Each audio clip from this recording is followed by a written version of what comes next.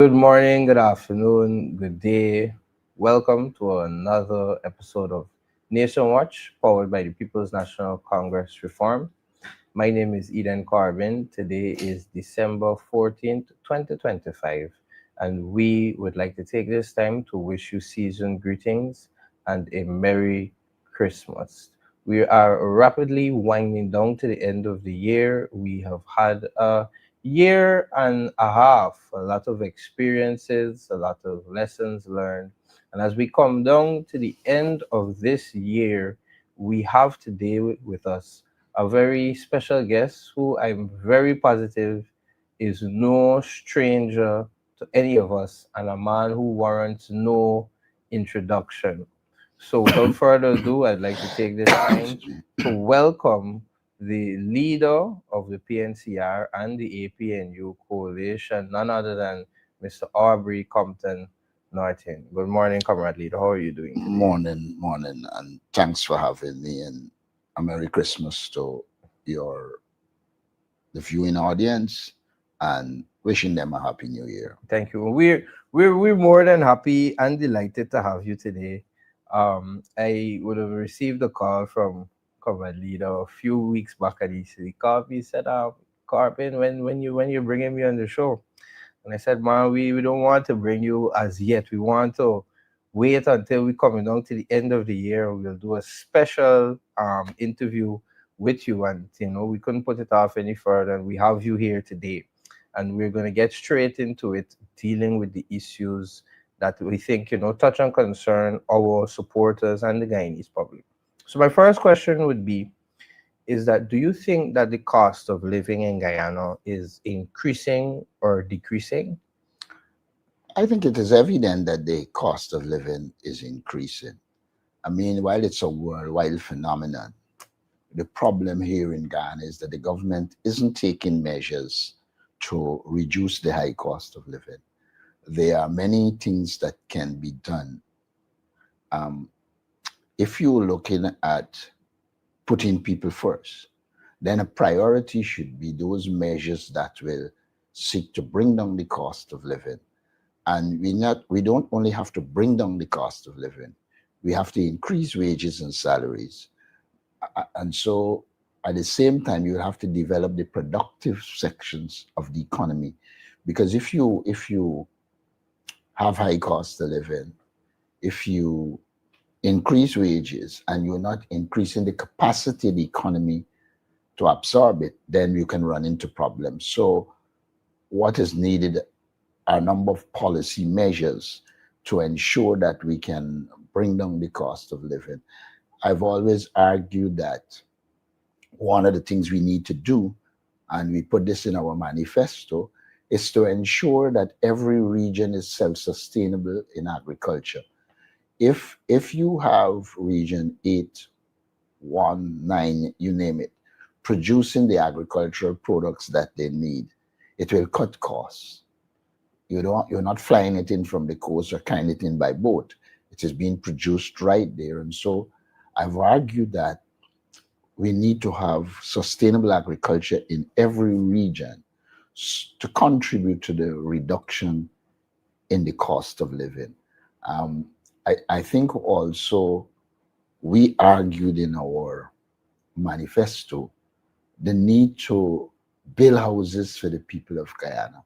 Because if you have a larger section of the population that own their own house and paying um, a reasonable mortgage, then that also will contribute to bringing down the cost of living, because housing is critical to the cost of living phenomenon. Also, one has to focus on health. If one develops a proper health system where people can access drugs, the Constitution of Ghana makes it very clear that health should be free. I have no problem with the private sector being involved in health, but the government has an obligation to ensure it delivers high quality health services at a cheap cost. What that would mean is that also will contribute to the reduction in the cost of living, but the high levels of corruption in the society, in the health sector. I mean, I think every child knows that one of the problems is not that we don't buy drugs.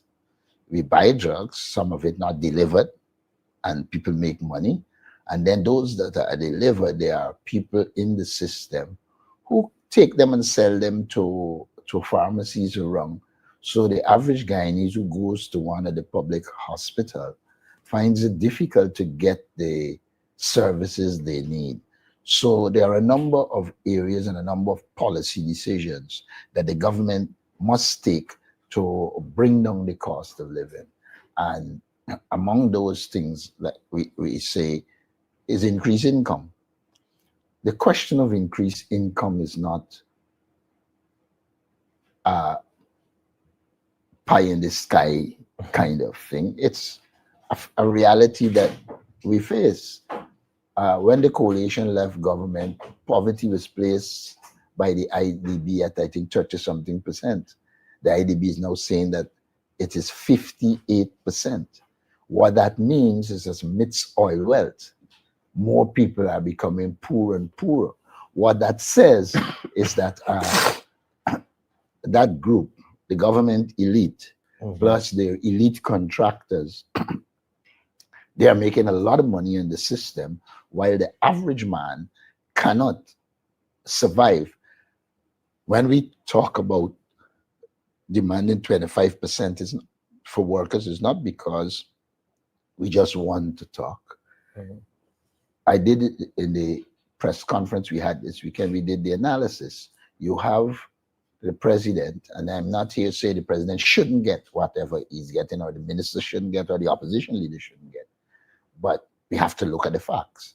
The fact is, the president gets somewhere in the vicinity of $29 million a year. A minister gets some in the vicinity of 1.6, 1.8. Now, when the average worker is getting 100,000, what that means, in 1 year, the minister makes in 1 month what the average worker makes in a year, and the president makes 3 times that. It should dawn on them that people need money to live a comfortable life. And while 25% wouldn't bring them where they need to be, 8% is ridiculous. And so we demand that the government give at least 25%. And we didn't say 25%, we said at least. And this is premised on the fact that there is money to do this. The only time I hear the government talking about how you will sustain it, is when it comes to the cost of living and people wages. You just announced that all bridges will be free. We welcome it. But that was income that used to come in. Now that that income isn't coming, the positive of it is people don't have to pay to cross the bridge. But then you can't argue on the one hand that these spendings will affect the economy when it comes to the people and their earnings. But when it comes to the contracts, etc., which the government uses political patronage and make money on, you forget that element of the argument. There has to be balance. Correct. You have to invest in your human resource, while at the same time developing sensible infrastructure projects. You can't develop a project. It is evident that the government doesn't have a plan. You don't see forward thinking. Guyanese okay with welcome roads, etc. But how much the roads contributing to the reduction in the bottlenecks and traffic delays? Soon as you finish building these roads, you got to fix them. So it is not a case where you get quality. When the Suzdijk-Linden Highway was done in 1968, it was done with a 20 years guarantee, meaning up to 1988 before you had repairs, etc. You're not seeing that kind of infrastructure development where you have a guarantee that this road will last 10 years. The minute a road is built, you start looking at rehabilitation. That cannot be. And all Mhm. of those things will contribute to ensuring the Guyanese people do not get a high quality life. We hear a lot, and I think you alluded to it just now. We hear a lot about growth in the economy and all of these developments and all of these big projects. And on the other hand, we have families and individuals crying out that, they don't have any money to do the basic necessities. Where do you think is that breakdown between what the government is professing as their success and the harsh realities that the average Guyanese is faced to live every day? I've always argued that one of the key definitions in politics is the authoritative allocation of resources, meaning simply a country has its resources at its disposal. The state, the government, has responsibility for allocating those resources. If you allocate the resources in a relatively fair way and focus on equity rather than equality, then more resources should be going to those who have less. What we have in this society is the allocation of resources in a way that it allows for corruption, it allows for an elite to get super rich, and while the elite gets super rich, the average man punishes.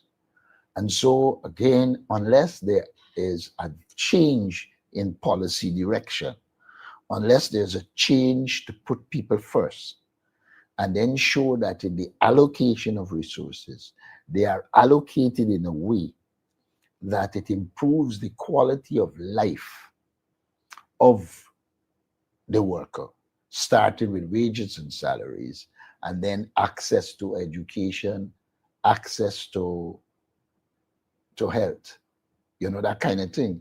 And you're dealing with a government that is farcical in some regard. When a government goes out there to say we give you free education at the university level, you didn't give anybody free education at the university level. First, you took it away in 1994. And then from constant pressure, you bring it back. So it's not a case where you're putting people first and you want to see people develop. You are responding to political pressure. Now, what happened if the government didn't feel the pressure? They would not have done it. And so people would have been paying. Now, when you have a free university, you immediately remove some burdens from the student, the parent, etc.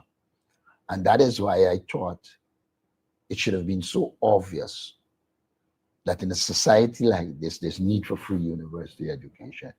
But then it's not just free, it's quality. I am one who don't have much trust in this goal approach. It teems with potential for producing mediocrity. Having lectured at the university, unless you have mechanisms in place to ensure that the papers you are getting are from the students themselves, you have no real mechanism to establish that it is the person and the quality. You might do an exam at the end. But the thing is, we should really have a well worked out university system in which we produce quality persons so that the society can utilize that quality. I meet some university graduates and I was like, how did they graduate? But we don't recognize that when we allow that kind of corruption to seep into the education system, we're doing ourselves a disservice. You have people who are celebrating that they make money and writing paper for students. It sounds like entrepreneurship in the short term, but in the long term, you are producing a substandard person who will get employment above their actual ability. Mhm. And then that feeds back into the society, Mhm. and you have serious problems. So this thing has to be done in a holistic way. We have to look at every dimension. When you destroy the social fabric of the society, you're also at the same time destroying your economic potential. I was speaking to a man yesterday or day before yesterday who one of his biggest problems is to find workers. Um, the society isn't producing the kind of quality person that we produced before. And then we develop a handout mentality. Now, I do believe in cash transfers, that it helped, but it must go with education and training so that you are preparing those persons for jobs. You are instilling in them a discipline so that they are willing to work and they have a proper work ethic. Like I said before, this thing has to be holistic. It can't be as if you just jumping from here to here in a hodgepodge approach. So Mhm. that is to me one of the fundamental problems in the society. There is not a political, economic, and social approach, legal approach to development. It is like if they are all in different compartments when they're in all in the same society. Mhm. No, we've heard a lot, and there has been a position taken in relation to this cash grant. It has been a flagship promise throughout the campaigning season, and now we are with about less than 2 weeks left in this year, and we have seen nothing in relation to the government in relation to that cash grant. Now, for those persons who would have planned for it or would have anticipated, or the general Guyanese population who may be very well happy for it, what message do you think that sends to them?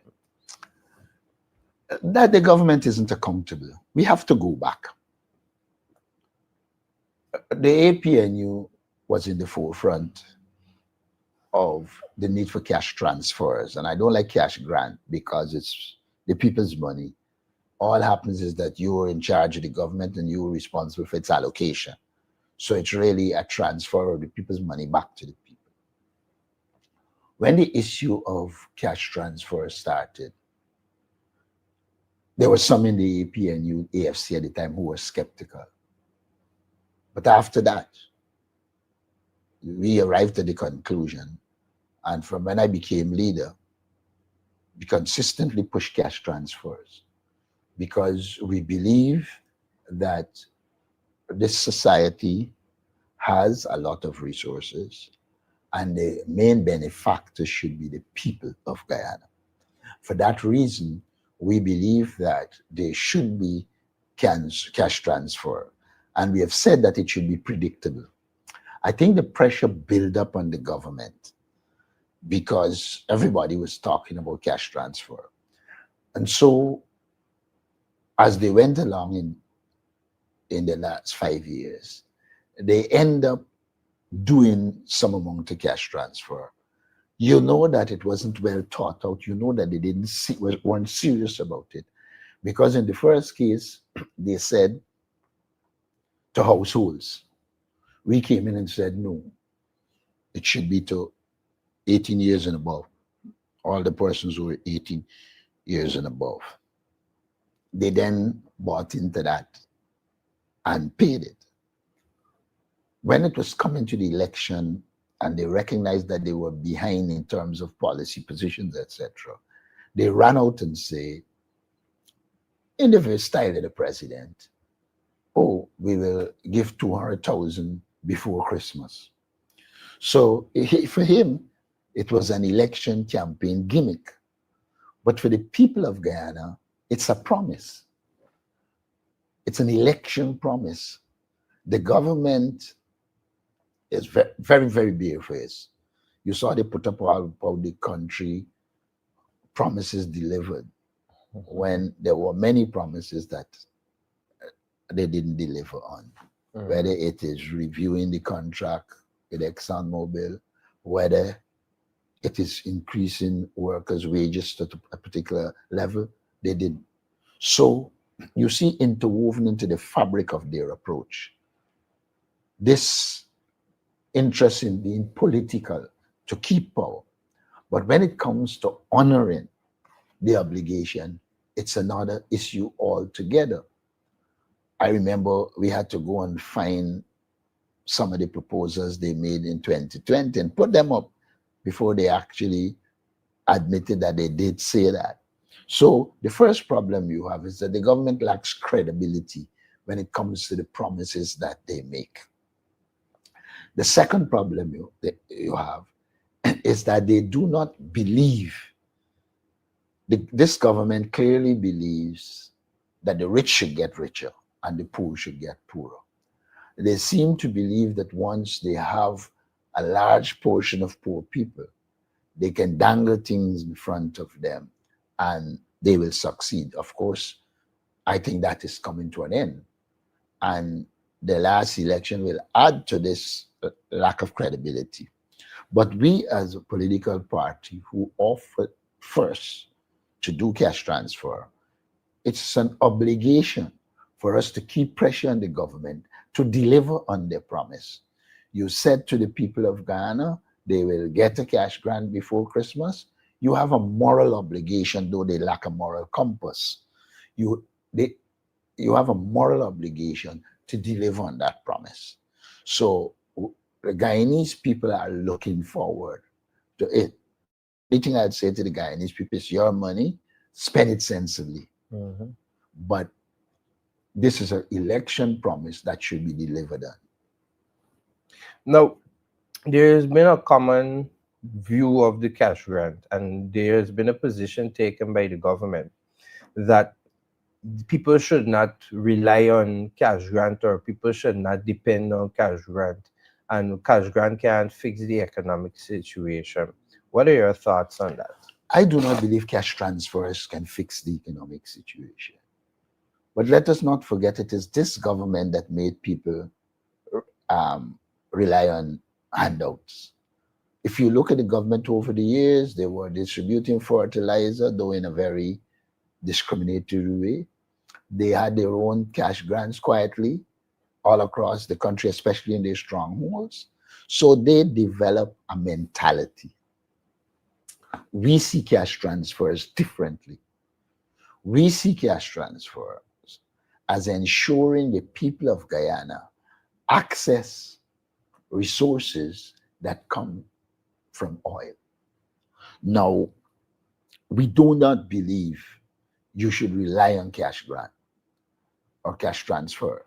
We believe it is one way of transferring resources to the people of Ghana. But we also believe that you have to widen the base of the economy so that people can, can have employment and can earn. But cash transfers in a predictable way, they allow people to access the resources that are theirs. And it tends to help removing from the society the inequality where the top 1 or 2%, they are having a nice time on the country and the majority of the people suffer. It is in that context we see cash transfer as one of the measures to help reduce poverty and to put resources in people's hands. But we also say it cannot be at the whims and fancies of the government. They wake up today and they feel like they give a cash transfer, they give it. It should be organized and predictable. So people can know that this is what they expect in a year. It will allow them to plan and it can also allow them to invest. So we have a kind of a different approach to it than the government. The government sees it as a political tool to stay in power and achieve their political objectives. We see it as one of the tools that can be used to empower people and give them the access to the resources that are really theirs. Mhm. And on that same issue of political tools, we have seen recently this government adopt an approach in relation to big events. As of recently, we've had things like the Diamond Ball hosted by the First Lady. We've had the Main Street Christmas light up now hosted by the government, and there are several big activities that, take over a large expenditure. While on the other hand, we have the average Guyanese suffering to or struggling to make ends meet in relation to that. Is it a case where we can say that the priorities of this government are misplaced? They are not only misplaced, they are political machinations. Let's go back. You had Kashif in Shanghai, which was a private investment. We've had our problems with them at the political level. But as a young business entity, it was doing a fine job in Guyana. That has been killed by the government. So that you see One Guyana Football, everything has been politicized. I hold no brief. As far as I know, they do support the PPP Kashif in Shanghai. But as a politician, I have to observe that the government has destroyed entertainment institution. I hold the same view about the handling of hits and jams, where here you had, and I'm no lover of hits and jams. I'm talking here from the standpoint of a fledgling business that young people started, and they were doing fairly good as business people. But the government has virtually taken over all the entertainment. It has become so bad that if you are an artist and you're not supportive of the government, you can no longer access resources. So when you kill the private sector entertainment, you are in fact making the society more dictatorial and authoritarian, because artists do not have the opportunity or as much opportunity as they had before to be part of a private sector entertainment body, and therefore can get the best people you want. I mean, you just have to see how the government marginalizes Kwesi. It's not for lack of ability. It is from their perception that he is not controllable politically. And so it's a dangerous trend that people aren't paying attention to. The government becoming involved in entertainment and certain social activities and pushing out private people. And yet the private sector commission will go on as if this government, of course, a lot of them in the private sector commission are PPP oriented persons, but they cannot see that people are being pushed out of business and the government is monopolizing the entertainment industry. And so that avenue for people to independently make money virtually no longer exists. And I think it is something that we have to pay careful attention to. You cannot claim to like the private sector, but you are selective in who you push out. And I can give you numerous other cases where you saw young entrepreneurs. I mean, the first time I went to a rum fest, I felt it was a good business, we call it. It is obvious to me that they have been pushed out as well. Of course, the government could go now and tell them they need to say they weren't pushed out, blah, blah, blah, blah, blah, because that's what they do. But we are seeing a government that is consistently and continuously authoritarian. And they are closing off a lot of opportunities for young private sector development unless they are in charge of it. But how do we respond to that? where they can say, or the argument can be made, that in relation to developing a tourism brand in Guyana, and in relation to being able to empower some of those entities in the private sector, especially the entertainment, how do we respond to that? I respond to it to say the government should be a facilitator, not an actor. What has happened is the government has moved from creating the environment for that entertainment industry to succeed to becoming a key actor. So, on the one hand, you're talking about private sector development, but on the other hand, you are pushing state centered and state controlled entertainment while simultaneously pushing young entertainment and entrepreneurs out of business. The government cannot come now and make the argument, such an argument. If you're claiming that you're business oriented and you're private sector oriented, then you should put the rules and regulation in place and facilitate private sector development. But you can't identify an industry, okay, and decide you're going to close off that industry. And if you say it's discrimination, they will become annoyed. But look at the people who are closed out of the entertainment sector, and you will see. And a lot of people in the entertainment sector will afraid to speak, but they know it is the reality. You no longer have in the society a striving private sector entertainment industry.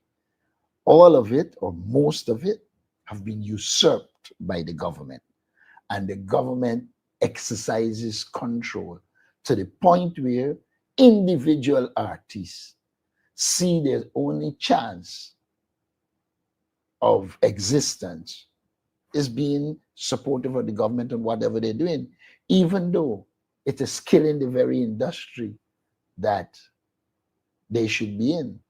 Hits and Jams, for instance, and like I said, I hold no brief for them.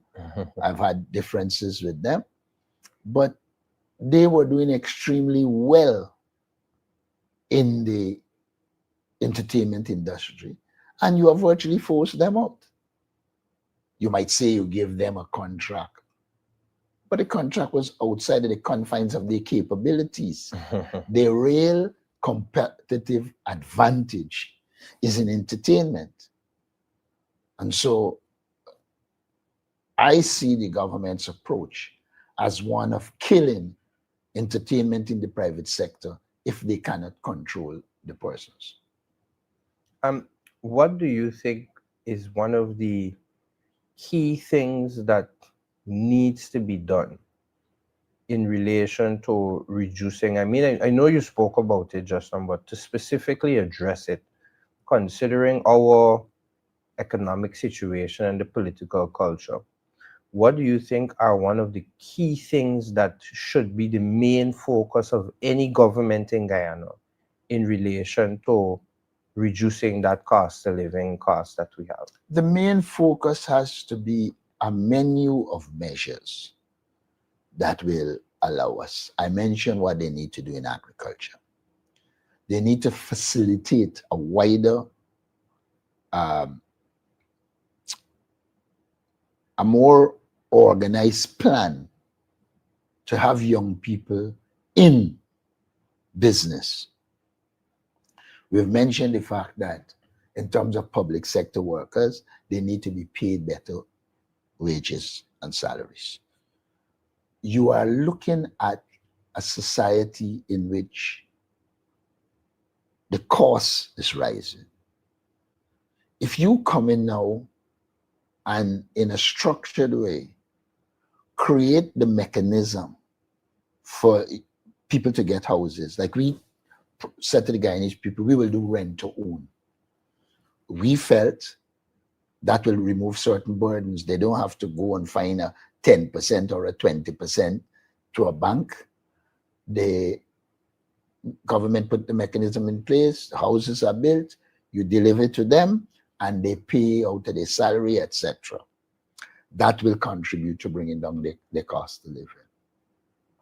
We said encourage agriculture across the regions. That will bring down the cost of living. You have to upskill and reskill people. Give them, those who have the basics, up the skills. Those who don't have, you give them skills. And some might have skills that are irrelevant. You have to reskill them. When you offer people those opportunities, you are increasing their capacity to earn, and their earning will contribute to bringing down their cost of living. I'm the one who believes in price regulation, but I do believe if more products are out there and people have the purchasing power, prices will come down. If products come out and people don't have the purchasing power, the price will go up. I mean, basic economics tells you that where there is scarcity, the price goes up. Where there is abundance, it tends to come down. And so the government has to ensure that the goods and services needed are there, and they are there at a cheaper price than they are now. And so a lot of these measures can be taken to deal with the cost of living. The cost of living, like I said, is not restricted only to food. It has housing, it has water, it has health, it has education. And so we have to look at all the dimensions to deal with the cost of living in Guyana. And before people run away the impression that I believe that we should spend out all the oil money, I do not believe that. I believe we need to do intergenerational preparation, that a percentage should be given to savings for future generation. I mean, I was just reading about Norway that now has in its sovereign wealth fund, what we call a natural resource fund, $3 trillion, while we, a little country, spending out the money, just putting it into waste projects. We got a gas, the energy project that coming since Noah was a little boy. Noah's turned a big man and pass on, and it's not here yet. So reducing corruption will also contribute to a reduction in the cost of living. Once you have a corrupt society, a lot of the resources that should meet people wouldn't meet people. Excuse me. The health sector is a clear case. And we have to reduce corruption. We have to improve efficiency. Because if you're an efficient economy, then things will cost less. So there are a plethora of measures that have got to be taken. But the government cannot take it because they have created a paradigm in which they themselves want to get rich, and they have a few people that they want to get rich.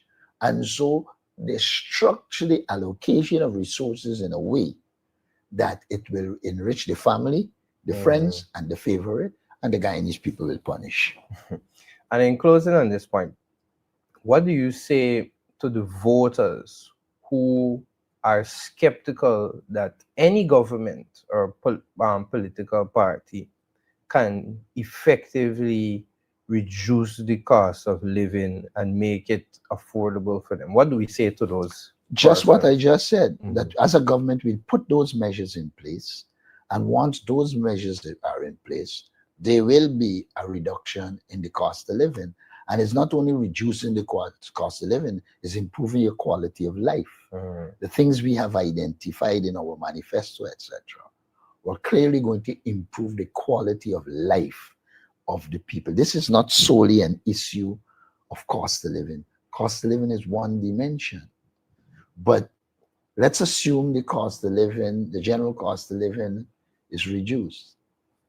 But your corruption continues to be high, then itself will be a problem. If you can't get the social services you need, Look, whether they like it or not, under the APNU, you're getting quality water because we invested more in water. Now they see investment in wells, not treatment of water. So the quality at the end Mm-hmm. isn't there. And so you're not improving the lives of the people. Water, health, education, housing are critical to improving the life of the people, their wages and salaries. And so it has to be a holistic approach in which you set out to put people first and give them a better quality of life. Thank you, Comrade Lido. Now, we're winding down rapidly to the end of the year. What are your plans or your priority areas going into the new year as the leader of the party? Reorganizing, revitalizing the PNC and the APNU. When you come out of an election in which you suffer defeat, you cannot just bury your head in the sand. What has happened? There were many things that accumulate, including the question of disunity in the party. And all of those issues we will have to address. But most importantly, we have to work amongst the youth of this country to achieve our objectives. And so my major focus will be on rebuilding, ensuring we produce a core of young people. You are one of them. There are many more. A core of young people who we educate, we train, and you know that process has begun in the party, so that they can take over the party. We have allowed too many people to just come into the party and they see position and the end game is position. We have to train party people to ensure that all understand that this thing is about service. Yes, everybody wants to be promoted, everybody wants to be something. But if that is your major focus, what will happen is that when you don't get what you want, you think you need to go somewhere else. We have to develop a commitment in young people to this party. We have to ensure that young people have the tools to survive in this world. So I would say the major task going forward is reorganizing, revitalizing, and repositioning the party. Um, how will we now balance being a formidable opposition with our engagement with the Guyanese people at a national level? How do you see us striking that balance now? Well, a lot of it is dependent on the machinery we put in place in the party. Once we do the rebuilding, put the structures in place, then you will have a wider concentration of people engaging at different levels, and you improve the party structure so that there's information going down and information coming up. What does our governance as a party and as part of the opposition, what does governance for us, or what could we expect in relation to governance going into the new year? You see, people mix up government and governance. Governance is how you do it. We have to ensure that people are held accountable, that there is transparency, but most importantly, there is equity. You see, and that is why we talk about graduated wages and salaries, because we do believe those who are getting plenty shouldn't be getting across the board increases. I've made the point many times. If you give a worker who is working for $100,000 a month a 10% increase, that person goes up to $110,000. If you give a minister who's getting 1.8 increase, that person gets 180,000 increase in a month. You know what that means? The increase alone is more than the salary of the average worker. So we have to develop a system that is aimed at closing the gap between rich and poor. we have to ensure that those at the bottom get more and those at the top get less, for the want of a better word, because you cannot continue with a system in which the rich is getting rich and the poor is getting poorer. That is a recipe for tension, for upheavals, and Guyana would be better off solving these problems in a structured way rather than having to go the route that we don't want to go to solve the problems. So if we can make the systemic changes that are necessary and develop a good governance approach, then we are going to be in a better position because we are likely to be inclusive, transparent, accountable, and promoting equity. Mm. Now, prior to the last elections, there has been a lot of talks about coalition and partnerships within the political space. And based on the new dynamic in the parliament now, based on the results of the elections, there have been concerns about coalitions and partnerships. Going into 2026, based on what we see playing out in the political plane now, can we look forward to any coalition building or partnerships? Well, I wouldn't say coalition building because you see, if it's coalition, you had to do it before the elections. But what I see is cooperation in some areas. Now, not two political parties will have the same agenda. How a party emerge also tells a lot. And so, in some regard, we will have to cooperate. But in some, there are many areas where I believe we will have differences and we will state a different position. However, we will still pursue coalition at a wider level for the next elections. Um, we believe in, like I said, good governance. Um, we have to assess all the parties in parliament and operate and relate to them based on what is perceived to be the national interest, our members and supporters' interest, and the interest of the wider Guyanese society. Now, coming down to the end of the program today, right? Excuse me. What should Guyanese, and I think you would have answered it, but just so persons might miss it, what can Guyanese expect from APNU in the first quarter of the new year? What are some things they can look forward to? They can look forward to us engaging them, sounding them out, and having an understanding of their desires. Two, they can look forward to us representing them both in parliament and out of parliament. Well, one of the tasks of the opposition is to expose government. We will do that. We also intend to work with communities to help them in some regard. And sometimes people believe that help is just finance. But I think we can put together social workers or people with social work skills to go into communities and help our young people. Mhm. A lot of our young people need guidance. They need, the school system has collapsed. You have to look at the picture you saw with what is supposed to be our children doing in school.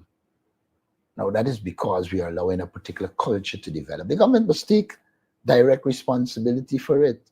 It is the government that promotes that type of behavior, that kind of culture.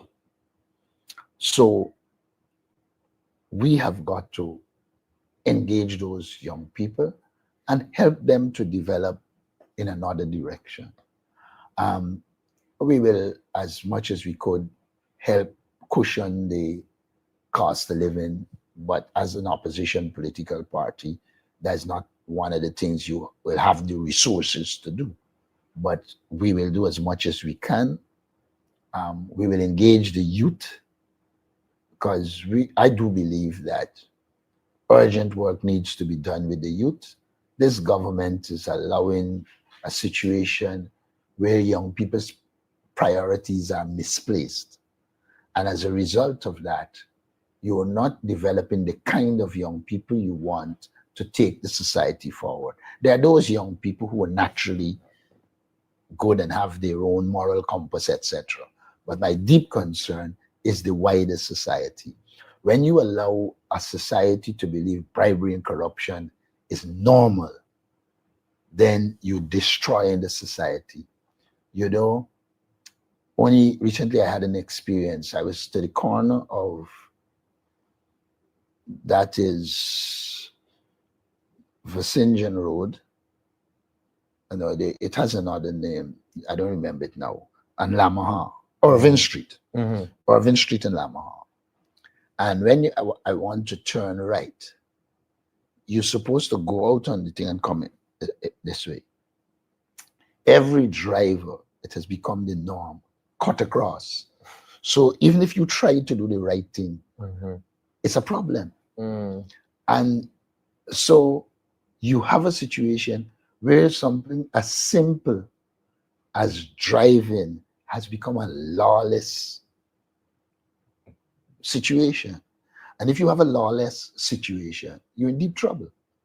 And every time I'm on the road, I worry because you can do all that you want to do to protect yourself. It doesn't stop somebody who is in the lawless culture to cause you to end up where you don't want to end up. So we have got to deal with the fabric of this society, and it has to start with the young people and the children. Very, very well put. And this is my second to last question, right? Next year, this time, 2026, what do you want the conversation to be about? Just looking ahead, next year, this time. I would like the conversation to be how we can all develop this country and ensure that the resources are allocated in a proper way. I would like the conversation to be a deep-rooted conversation on how we deal with the ethnic problems in Guyana, which have social, economic, and political dimension. But most important, I would like the conversation to be how we change the course of our young people and place them on a path to genuine development. I would want the conversation to be there and for us to push for a natural resource fund that saves for future generation and protect us when the oil price is down. You don't hear countries with a proper natural resource fund worrying about when the oil price goes down because they've invested their money properly. What we have here is a kleptocracy that isn't investing properly. Now, I ask every guest this in closing. I would want you to speak to the Guyanese people, especially those who may not be able to have a ideal Christmas that they may want to, and to our supporters at this time. I'd like you to just give them a bit of encouragement in closing. I would say hopelessness is not something you should encourage. I would say to every member of the PNC, every member of the Guyanese public, you need to always be hopeful. You need to become a problem solver rather than allowing problems to dominate you. I've always argued that the test of somebody is not how they do when everything is going fine. It's how they do when they have problems to confront. And I believe Guyanese are resilient, competent people. And once we maintain hope and know clearly what we want, then we can move forward and overcome the problems we have. That is what I'll say. Let there be hope. Become a problem solver. Do not depress yourself with the problems. Solve those that you can solve in the short term and plan for those that you have to solve in the long term. Thank you so much, Comrade Leader. Thanks for And having on me. behalf of myself and our team here at Nation Watch, and on behalf of the party, I'd like to wish yourself and your family a Merry Christmas. We would also like to thank you here on the show for your stern leadership through this very trying time that we've had, and you've been able to keep us afloat and still moving. And we're appreciative of that. And you know you have our support. And moving into 2026 and everything else to follow, we will continue to, as you would have probably coined, put the Guyanese people first. Well, ladies and I gentlemen, wanted to say okay, before you close, yes, yes. thanks to you too for your contribution. Not many young people will take on something like this without worry. And one of the things I say to people, I like the fact that you take initiatives. I believe good leaders must be able to initiate, overcome problems, and have a kind of firmness and flexibility that allow you to think. So I would say Merry Christmas to you and your family, and to all members of the PNC and the wider Guyanese society. Thank you so much, Comrade Leader. Thank you. And thank you, our listeners and viewers, for tuning in with us today. We want to wish you once again Merry Christmas and season's greetings to you all. And we hope to see you next time here on Nation Watch. Thank you.